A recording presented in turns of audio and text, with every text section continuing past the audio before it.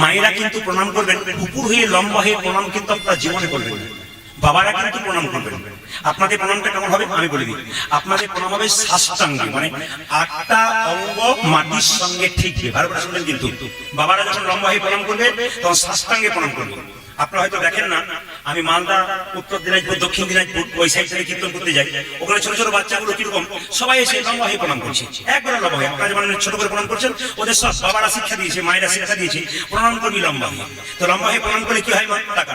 দুটো হাত থেকে মাটিতে, দুটো কটা হলো 4টা, দুটো জান কটা হলো 6টা, একটা লড়া কটা হলো 7টা, একটা বক্ষ কটা হলো 8টা অঙ্গ মাটির সঙ্গে ঠিকছে। আর মায়েরা পঞ্চাঙ্গে প্রণাম করবেন, হাঁটু গেড়ে প্রণাম করবেন। আপনাদের বক্ষ কিন্তু মাটিতে ঠিকবে না, আপনাদের বক্ষ যুগল কিন্তু মাটিতে ঠিকবে না। কি করে ঠিকবে? আপনার টাকা, আপনার হাঁটু গেড়ে প্রণাম করবেন পঞ্চাঙ্গ, কপাল ঠিকবে মাটিতে, আর কি ঠিকবে মা? দুটো হাত দুটো পা, এই 4টে আর কপাল।